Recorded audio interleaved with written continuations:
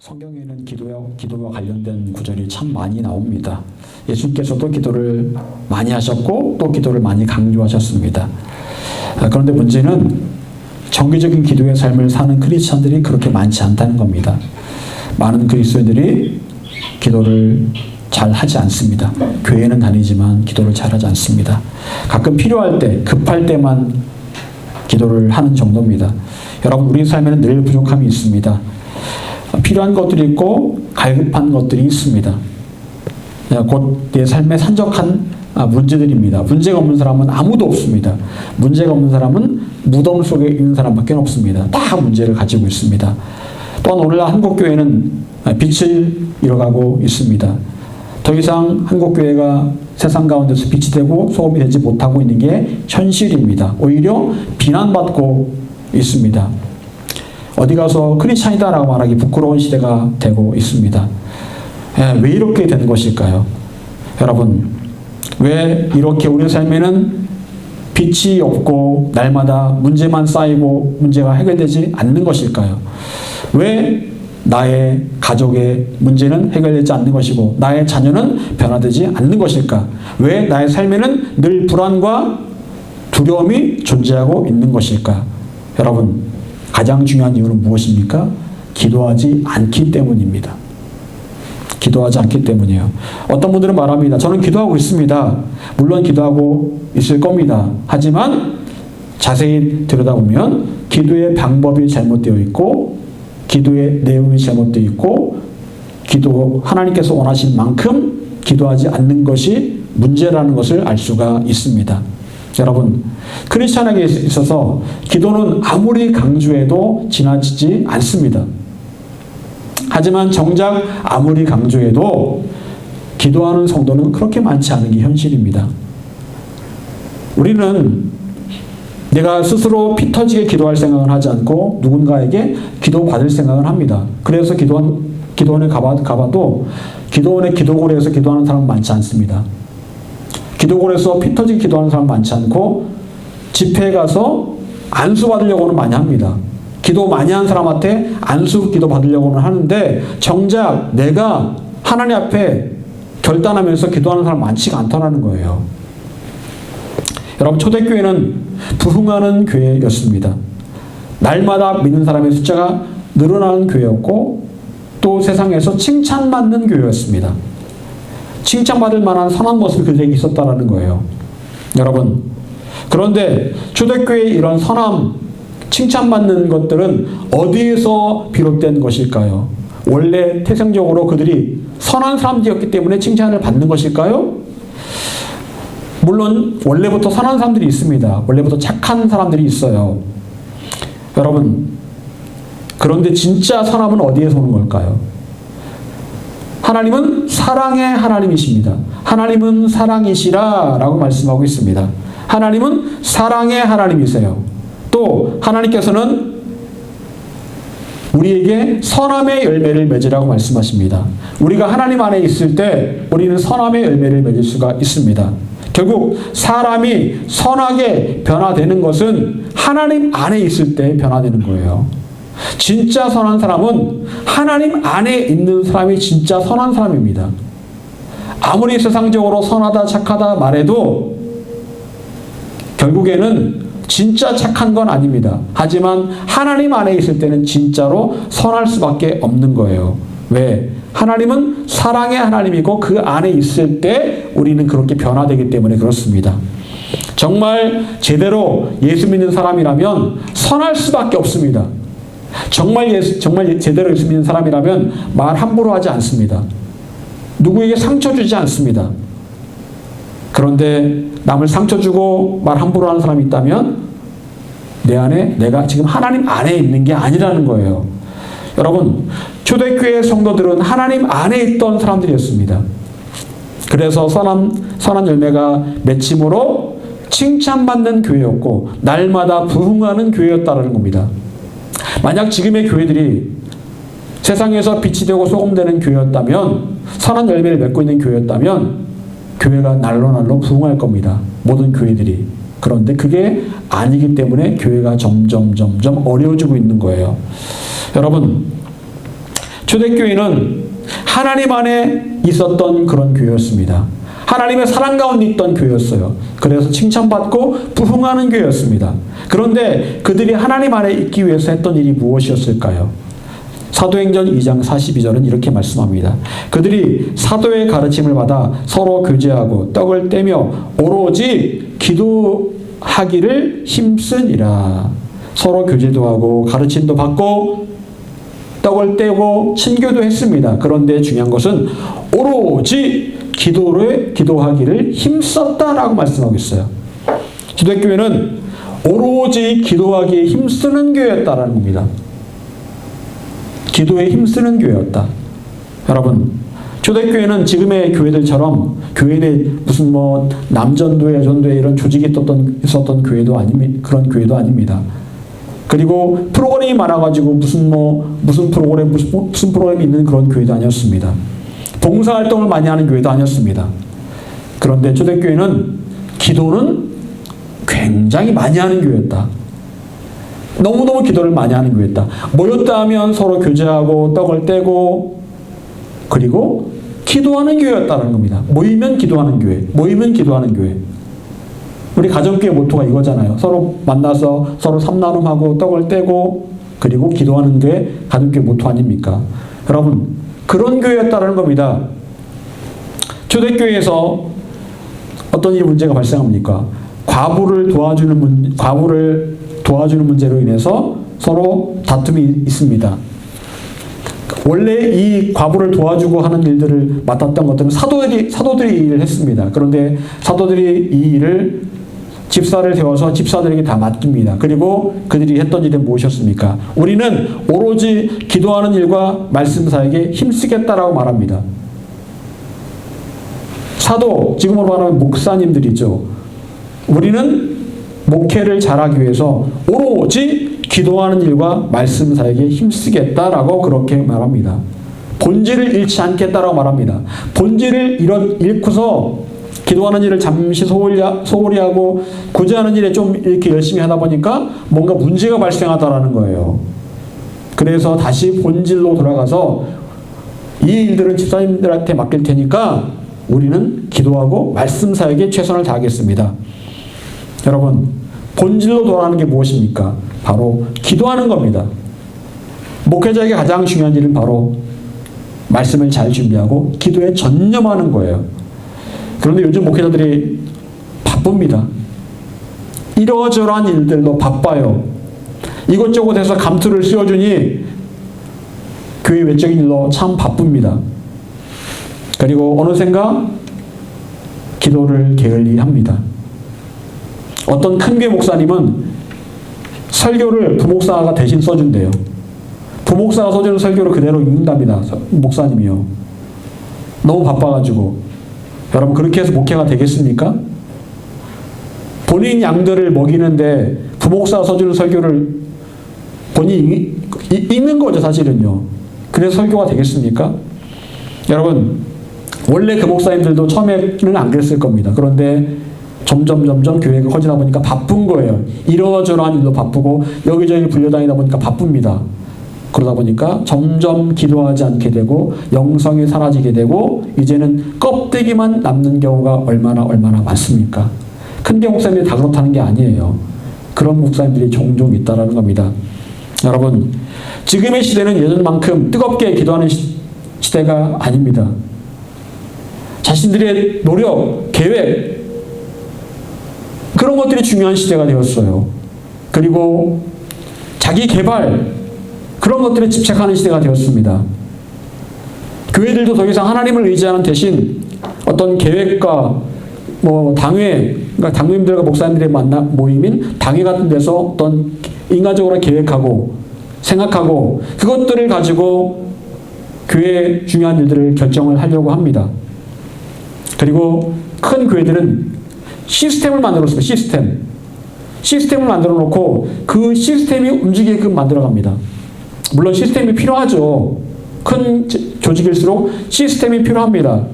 그런데 정말 더 중요한 것은 그런 시스템을 움직이는 것은 기도하는 사람들이어야 하고 그 기도 가운데 성령께서 역사하셔야 된다라는 거예요. 그런데 기도하는 것 대신 어떤 시스템이 그 교회를 움직이도록 그렇게 현대 교회들이 그렇게 만들어져 가고 있다는 거예요. 이것이 지금 문제라는 겁니다. 하나님이 빠진 그냥 껍데기만 남은 그런 상태, 그런 교회가 얼마나 많은지 모릅니다. 여러분, 하나님의 일들을 인간적인 노력과 계획과 의지로만 할 수 있다면 하나님께서 함께 하실 이유가 무엇이 있겠습니까? 하나님께서 살아계신다고 말은 그렇게 하지만 정작 기도하지 않고 자신의 힘과 노력으로만 하려고 한다면 하나님께서 그 사람과 함께 하실 이유가 전혀 없는 겁니다. 이사야서 59장 1절 2절은 이렇게 말씀합니다. 여호와의 손이 짧아 구원하지 못하심도 아니요 귀가 둔하여 듣지 못하심도 아니라. 여호와의 손이 짧아 구원하지 못하시는 것도 아니고 귀가 둔해서 듣지 못하시는 것도 아니라고 말씀하고 있습니다. 여러분, 그런데 왜 우리 주위에는 아무리 우리가 전도해도 예수 믿지 않는 가족들이 있고 변화받아야 될 사람들이 있음에도 아무리 그들에게 복음을 전해도 그들이 전도되지 않고 왜 변화되지 않는 것일까요? 기도하는 것 같은데, 노력하는 것 같은데 왜 그런 걸까요? 여러분, 하나님은 전능하신 하나님이십니다. 능치 못함이 없으세요. 무엇이든 가능하십니다. 그런데 실제로 전능하신 하나님의 능력을 경험한 사람들은 그렇게 많지 않습니다. 요즘은 간증도 별로 없어요. 간증도 보면 옛날 간증이지 현재 나에게 일어나는 일들에 대한 간증은 별로 없습니다. 옛날에 그랬다, 옛날에 그랬지. 여러분, 왜 그럴까요? 왜 그렇습니까? 왜 전능하신 하나님으로부터 그 기도 응답을 받지 못하는 걸까요? 이유는 간단합니다. 하나님께서 원하시는 만큼 그렇게 기도하는 사람이 많지 않기 때문에 그런 거예요. 기도하지 않기 때문에 하나님께서 구원하시고자 해도 그 사람을 구원하시지 못하시는 겁니다. 기도하지 않으니까 하나님께 듣지 못하시는 거예요.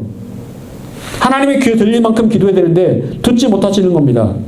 여러분, 기도가 무엇입니까? 기도는 하나님의 무한한 은혜와 능력의 창고를 여는 열쇠입니다. 하나님께로부터 오는 모든 좋은 것이 나의 기도에 달려 있습니다. 그런데 성도들은 그 창고를 기도라는 그 열쇠로 열지를 않습니다. 몇 번 쑤셔보다가 그냥 맙니다. 열어야 되는데, 돌려야 되는데 몇 번 집어넣다가 그냥 말아버려요. 안 되네? 안 되네? 야고보서 4장 2절은 이렇게 말씀합니다. 너희는 욕심을 내어도 얻지 못하며 살인하며 시기하여도 능히 취하지 못함으로 다투고 싸우는도다. 너희가 얻지 못하면 구하지 아니하기 때문이요. 얻기 위해 사람들은요, 욕심도 내고 살인도 하고 시기도 하고 다투고 싸운답니다. 그런데 정작 얻지 못하는 이유는 그게 아니라는 거예요. 다투고 욕심내고 그래서 얻는 게 아니고요, 너희가 얻지 못하면 구하지 않기 때문이다라고 말씀하고 있어요. 아무리 인간적으로 노력하고 뺏으려고 해도 얻지 못하는 이유는 구하지 않기 때문이다. 너의 노력으로 얻는 것이 아니라 라고 분명히 말씀하고 있습니다. 정말 중요한 것은 하나님께 구하는 것이다 라고 말씀하고 있어요.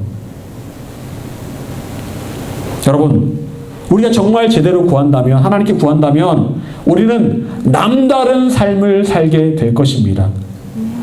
날마다 하나님께로부터 오는 놀라운 기도 응답의 역사들도 가득한 삶을 살게 될 거예요. 여러분, 하나님께서 우리에게 기도하라고 말씀하셨습니다. 수십 번, 수백 번 기도하라고 말씀하세요. 하지만 성도들은 잘 기도하지 않습니다. 여러분, 하나님께서 우리에게 그토록 기도하라고 강조해 말씀하시는 이유가 무엇일까요? 기도하는 삶을 통해서 하나님께서 우리에게 기대하시는 게 뭘까요? 단지 기도를 통해서 내가 뭔가를 얻는 것? 아닙니다. 기도하는 삶을 살아야 되는 이유는요, 내가 기도함으로 뭔가를 얻는 것, 그 이상의 뭔가가 있기 때문에 하나님께서 기도하라고 말씀하시는 거예요. 기도하는 삶을 통해서 우리에게 분명한 유익이 있기 때문에 기도하라고 말씀하시는 거예요. 여러분, 기도하는 삶은 우리에게 엄청난 유익과 변화를 일으킵니다. 과연 기도는 우리를 어떻게 변화시킬까요? 첫 번째, 기도는 나를 거룩하게 만듭니다. 기도는 나를 거룩하게 만들어요. 베드로후서 1장 4절.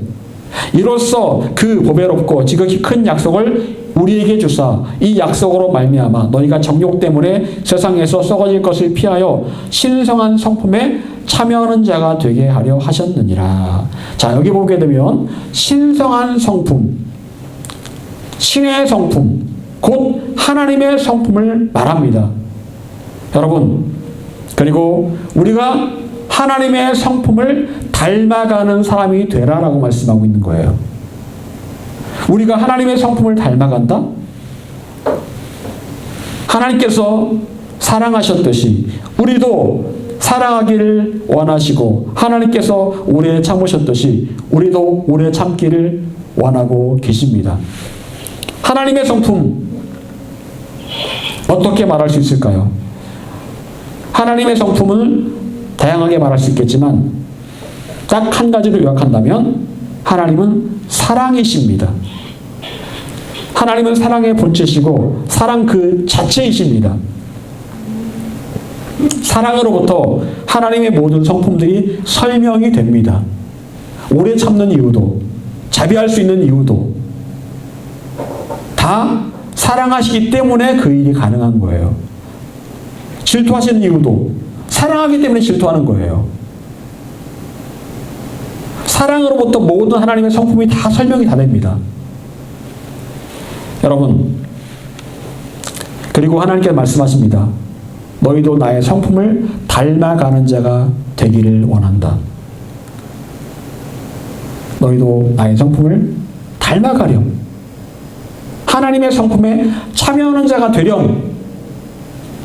여러분, 우리도 하나님의 성품으로 변화되어야 합니다. 하나님의 성품을 닮아가는 것이 하나님께서 우리에게 원하시는 모습이고 예수의 장성한 분량에 이르기까지 자라가는 모습이에요. 오늘도 내일도 계속해서 우리는 하나님의 성품을 닮아가야 합니다. 여러분, 그렇게 될 때 바로 우리는 거룩해지는 거예요. 거룩함에 대해서 우리는 어렵게 생각할 수 있습니다. 딴 게 아니고요. 하나님의 성품을 닮아가는 게 거룩해지는 겁니다. 거룩함은 단지 우리가 하나님의 성품을 닮아가는 거예요. 그런데 실상은 우리가 하나님의 성품을 닮아가는 게 쉽지 않습니다. 하나님처럼 사랑하는 것이 쉽지 않습니다. 우리는 잘 용서하지 못합니다. 용서하지 못해요. 누군가 나에게 해코지한 사람이 있으면 용서하기 쉽지 않아요. 마음에 복수심을 품게 되고 또 우리는 오래 참지 못합니다. 몇 번은 몇 번은 참습니다. 그러다가 한 서너 번 계속 똑같은 죄를 지으면 못 참습니다. 화를 내요. 쉽게 분노합니다. 이게 우리의 본 모습입니다. 그러면서 말합니다. 나는 연약한 인간이야. 나는 어쩔 수 없어. 바울도 말했잖아. 오호라 나는 곤고한 자로다. 그래, 나는 곤고하고 연약한 사람이니까 어쩔 수 없어. 그런 식으로 핑계를 댑니다. 변명을 해요. 여러분, 우린 절대로 이런 변명에 익숙해져서는 안 됩니다. 여러분, 우리는요, 매일매일 자라가야 되는 거예요. 매일매일 변화되어야 됩니다. 어제보다는 오늘이 나아야 되고, 오늘보다는 내일이 나아야 돼요. 절대로 우리 자신의 원래 그 성품에 머물러 있어서는 안 돼요.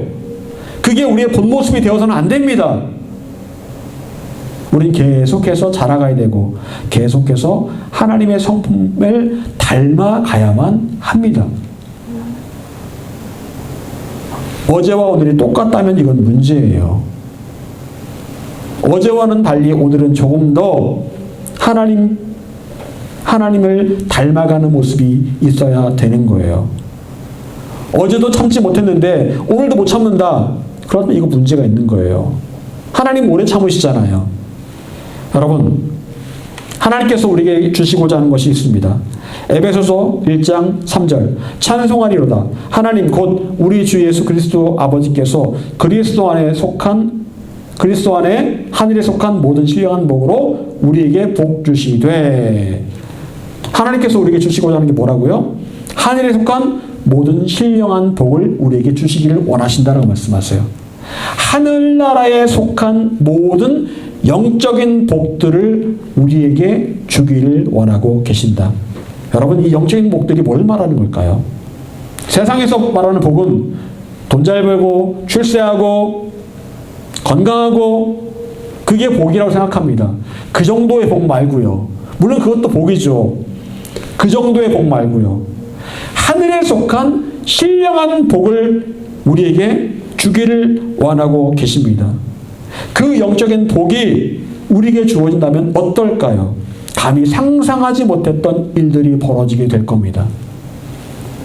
여러분, 그렇다면 그 하늘에 속한 모든 신령한 복들은 어떻게 나에게 주어지게 될까요? 그리고 어떻게 하면 또 좀 전에 말씀드렸듯이 하나님의 성품을 닮아가는 사람이 될 수 있을까요? 누가복음 11장 13절 너희가 악할지라도 좋은 것을 자식에게 줄 알거든 하물며 너희 천부께서 구하는 자에게 성령을 주시지 않겠느냐라고 말씀하십니다. 여러분, 하나님께서는 구하는 자에게 성령을 주시겠다라고 말씀하십니다. 그렇다면 하늘에 속한 신령한 복도 어떻게 오는 것일까요? 구하는 자에게 주시는 겁니다. 하나님 나에게 하늘에 속한 신령한 복을 주세요라고 구할 때 주신다라는 거예요. 또한 구하는 자에게 성령을 통해서 성품이 변화될 수 있다라는 겁니다. 하나님 저를 변화시켜 주세요. 하나님 제 성품을 변화시켜 주세요라고 구할 때 성품이 변화되는 겁니다. 영적인 복, 성품의 변화는 그래서 거룩해지는 것은 기도를 통해서 가능해지는 것입니다. 여러분, 그러나 우리는 그저 아주 작은 것에 만족하고 하나님께서 나의 삶에서 아주 작은 부분에만 개입하기를 원하고 있다는 거예요. 하나님 여기까지만 해주세요. 여기까지만. 하나님 그저 내 직장 잘 되게 하시고 가정 평안하게 하시고 내 몸이 건강해지면 그만입니다. 그 이상은 개입하지 마세요.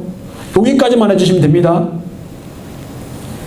정작 중요한 부분에 대해서는 하나님께 맡겨드리지 않고 개입하기를 원하지 않는 게 때로 우리의 모습이라는 거죠. 여러분, 하지만 하나님의 뜻은 우리의 삶에 더 깊숙이 들어오는 겁니다. 그래서 우리가 더 깊이 교제하는 게 하나님의 뜻이에요. 여러분, 기도는요, 내가 필요한 것들을 구하는 것 그 이상의 하나님과의 깊은 교제를 말합니다. 그게 기도예요. 기도를 어려워하는 이유가 사람들이 구하는 것만 몇 가지 딱 구하고 나면 더 이상 기도할 제목이 없다는 거예요. 그래서 기도 시간이 너무 부담스럽다라고 말하는 거 아닙니까? 10분 기도하면 할 기도가 없다. 여러분, 기도는 거기까지가 아닙니다. 구하는 것도 중요하지만 구하는 것 이상의 하나님과 깊은 교제 가운데 나아가면 그게 진짜 기도입니다. 여러분, 우리 모세의 이야기를 잘 알고 있습니다. 모세는 하나님과 직접 얼굴을 대면했던 유일한 사람이었습니다. 모세는 하나님과 친구와 같은 사람이었습니다. 모두가 하나님을 어려워하고 두려워하고 그렇게 할 때 이 모세는 하나님을 친구처럼 여겼습니다. 그래서 늘 모세는 하나님과 대화했고, 그리고 모세가 하나님을 깊이 만나고 왔을 때 모세의 얼굴에서 영광의 광채가 났습니다. 그래서 모세가 수건을 써야 될 정도로 너무 빛이 나가지고 얼굴에 하나님의 영광이 모세에게 임한 거예요. 하나님께서는 모세와 친밀하게 교제하실 때 하나님의 영광의 빛을 모세의 얼굴에 비춰주셨습니다. 그래서 모세의 얼굴에서 빛이 났어요. 여러분, 하나님과 깊이 교제하는 사람에게는 그 얼굴에서 빛이 납니다. 빛이. 누가 말하지 않아도, 누가 알아보지 않아도 빛이 나요. 그래서 누구든지 우와 뭔가 다르네 라고 느낄 만한 부분들이 분명히 있다는 겁니다. 하나님과 깊이 교제하는 사람, 깊이 기도하는 사람에게는요, 그 얼굴에서 빛이 난다라는 거예요. 여러분, 하나님께서는 우리에게도 하나님과의 깊은 교제 가운데 영광의 빛을 비춰주기를 원하고 계십니다. 그리고 그 영광의 빛 가운데 완전히 새로운 영적인 영역으로 들어오기를 원하고 계십니다. 여러분, 모세는 하나님을 얕은 물이 아닌 깊은 물에서 만났습니다. 그런데 많은 사람들이 하나님과 깊은 관계, 깊은 교제 가운데 나가기를 원치 않습니다. 여기까지만 나의 안전지대를 만들어 놓고 그 안전지대 안에서만 하나님과 대화하기를 원한다라는 거예요. 그 안전지대를 벗어나서 더 깊은 곳으로 가야 되는데 그러지 못하고 있다는 겁니다. 그저 하나님을 내 일상의 작은 한 부분 정도에서만 만나기를 원하고 있다는 거예요. 여러분, 우리가 하나님의 영광 가운데 나아가기 위해 우리에게 깊은 기도가 있어야 합니다. 깊은 기도는 우리가 하나님께로 가는 통로예요. 바울은 3층천까지 올라갔다고 하겠습니다. 3층천까지. 3층천까지 올라가기 위해서 바울은 어떻게 기도했을까요? 정말 깊이 기도했을 겁니다. 저도 기도할 때마다 하나님 저도 3층천에 올라가기 원합니다라고 기도를 하는데 쉽지가 않아요. 정말 깊은 기도감에 나가는 게 쉽지가 않습니다. 그런데 바울은 깊이 기도함으로 3층천까지 올라가는 경험을 합니다. 3층천이 어딜까요? 천국이에요, 천국. 천국에 오르락내리락 했다는 거예요, 바울이 기도 가운데. 소위 말해서 입신이죠, 입신.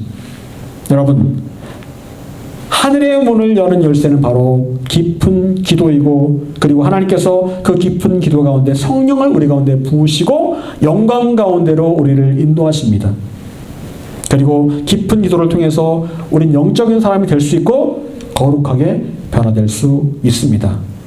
사랑하는 여러분, 우리는 거룩하게 변화되어야 합니다. 하나님께서 내가 거룩하니 너희도 거룩하라라고 말씀하셨어요. 명령입니다. 크리스찬이면 누구든지 거룩함을 향해서 나아가야 돼요. 어떻게 그럴 수 있을까요? 기도함으로 우리는 거룩해질 수 있습니다. 깊은 기도 가운데 나아가야 하고 깊은 기도 가운데 하나님과 교제할 때 우리는 거룩해질 수 있습니다. 두 번째로 기도를 통해 하나님의 능력이 부어집니다. 기도를 통해 하나님의 능력이 우리 가운데 부어져요. 자, 오늘 본문 말씀이죠. 이사야 40장 31절. 오직 여호와를 앙망하는 자는 새 힘을 얻으리니 독수리의 날개치며 올라감 같을 것이요 다른 박질하여도 곤비치 아니하겠고 걸어가도 피곤치 아니하리로다. 제가 대학교 다닐 때 정말 좋아했던 말씀이 이 말씀이요. 여러분, 하나님께서는 저와 여러분에게 독수리 같은 새 힘을 주기 원하십니다. 제가 요즘 기도하는 것이 이 기도를 합니다. 이 말씀을 붙들고 기도를 해요. 하나님, 제가 독수리같이 날아오르기를 원합니다. 다시 한번 독수리같이 날아오르기 원합니다. 라고 기도를 합니다. 여러분, 이 말씀해 보니까 이 독수리는 절대로 피곤치 않는다라고 말합니다. 피곤치 않는다. 여러분, 그런 실상 우리는 어떻습니까?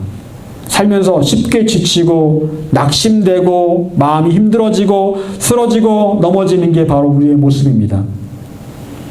사람과의 관계 가운데 지치고 좌절합니다. 늘 입에 달고 사는 말이 피곤하다, 지친다, 고되다, 힘들다. 그리고 늘 나도 모르게 부정적인 말들이 나오는 게 우리의 현실입니다. 여러분, 왜 우리는 세상과 똑같은 말을 하고 있을까요? 하나님의 뜻은 저와 여러분이 독수리같이 힘있게 날아오르는 겁니다. 그래서 아무리 걸어도 달려도 피곤치 않은 게 하나님 뜻이에요. 여러분, 그렇다면 우리는 어떻게 독수리처럼 날아오를 수가 있을까요? 그것은 바로 오직 여호와 하나님 말을 앙망할 때 그 일이 가능하다라고 말씀하고 있어요. 앙망할 때, 앙망하다. 앙망하다라는 말이 무슨 말입니까? 하나님 말을 바라보면서 하나님께만 소망을 둔다라는 말입니다. 하나님만 바라보고 하나님께만 소망을 둔다라는 말이에요. 세상에 대한 소망이 아니고요. 세상에 대한 기대 아니고요. 오직 하나님만 붙들고 하나님께만 소망을 두고 하나님만 바라보는 게 바로 앙망이라는 거예요. 그런 사람에게는 하나님께서 새 힘을 주셔서 독수리같이 날아오르게 하신다라고 말씀하세요. 여러분이 크리스찬이라면 남들이 다 피곤해하고 지치고 낙심될 때에도 여러분은 달라야 됩니다. 새로운 힘이 계속해서 솟아나야 되고 날개쳐 올라가는 독수리 같아야 돼요. 여러분의 얼굴에 빛이 나야 됩니다.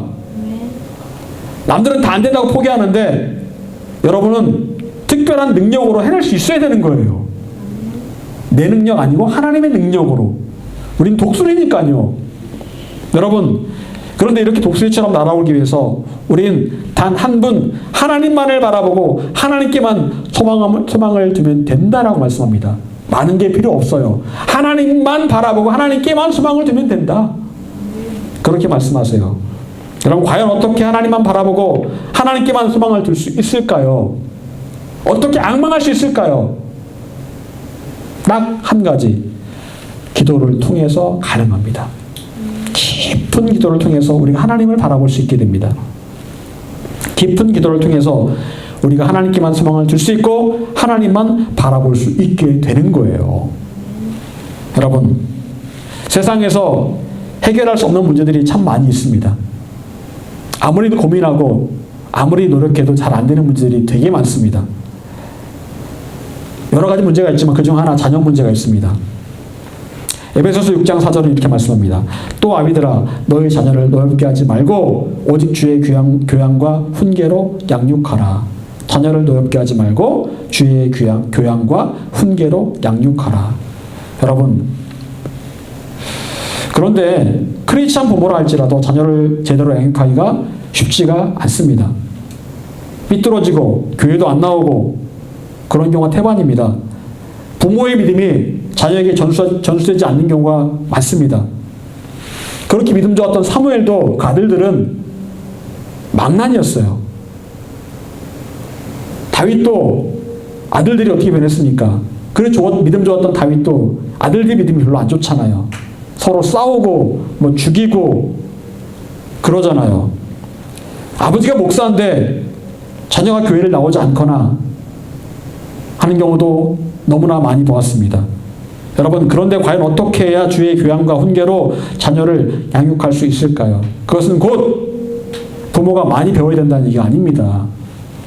부모의 가장 좋은 훈육법은 딱 한 가지입니다. 바로 눈물의 기도입니다.